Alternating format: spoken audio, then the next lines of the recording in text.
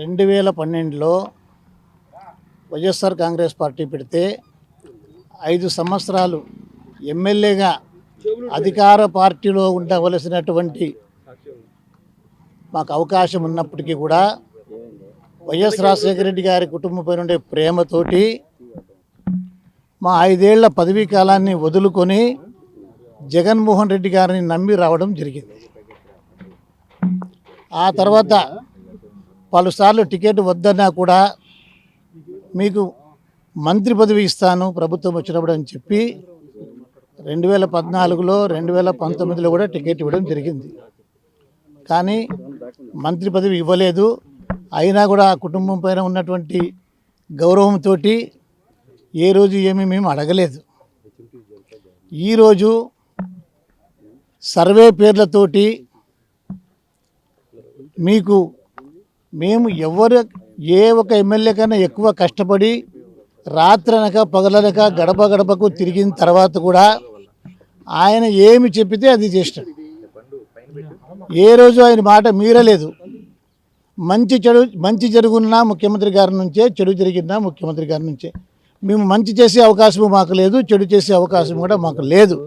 అలాంటి పరిస్థితుల్లో కూడా మమ్మల్ని పిలిచి మీకు సర్వే రిపోర్ట్ బాగలేదని, మీకు టికెట్ ఇవ్వడం లేదని చెప్పడము చాలా నాకు బాధాకరంగా ఉంది.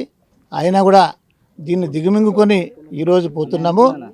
నా సొంత ఊరు కళ్యాణదుర్గం. ఇప్పటి నుంచి ఇక్కడ పోతున్నాము. పార్టీ టికెట్ లేదన్నప్పటికీ కూడా రాయదుర్గం నుంచి కూడా మేము పోటీ చేస్తున్నాము. కళ్యాణదుర్గం నుంచి కూడా నేను పోటీ చేస్తూ ఉన్నా. కళ్యాణదుర్గం నుంచి ఇండిపెండెంట్గా కానీ లేదా ఏ పార్టీ టికెట్ ఇస్తే ఆ పార్టీ తరపున కానీ తప్పకుండా కూడా నేను పోటీ చేసి నేను తప్పకుండా గెలుస్తాను. ఎందుకంటే ప్రజల్లో అంత అభిమానం మా పైన ఉంది. కానీ ఏం సర్వేలు ఉన్నాయో దరిద్రం సర్వేలు మాకైతే తెలీదు. అదేవిధంగా రాయదుర్గంలో కూడా మా భార్య తప్పకుండా పోటీ చేస్తుంది. రాయదుర్గం నుంచి కూడా కళ్యాణదుర్గం నుంచి కూడా మా కుటుంబం నుంచి ఎక్కడి నుంచి అవకాశం వస్తే అక్కడి నుంచి పోటీ చేస్తాము, లేదా ఇండిపెండెంట్గా కానీ పోటీ చేస్తామని మీ అందరు కూడా తెలియజేస్తున్నాం. కనీసం ఈరోజు పొద్దున్న నుంచి 10 గంటల నుంచి ఇంతసేపు కూడా ఉన్నాను. కానీ వాళ్ళు ముందుగానే తీసుకున్న నిర్ణయం ప్రకారంగా మాకు చెప్పుకోవడానికి ఎలాంటి అవకాశం కూడా ఇవ్వలేదు. సజ్జల రామకృష్ణారెడ్డి గారు నీకు టికెట్ ఇవ్వట్లేదని చెప్పి మమ్మల్ని పంపించడం జరిగింది. ఎంత అడిగినా కూడా మాకు చెప్పుకోవడానికి అవకాశం కూడా ఇవ్వలేదు.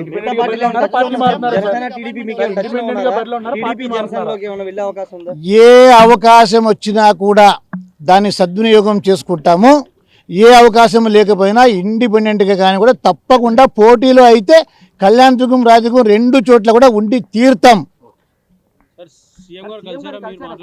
కలవలేదు.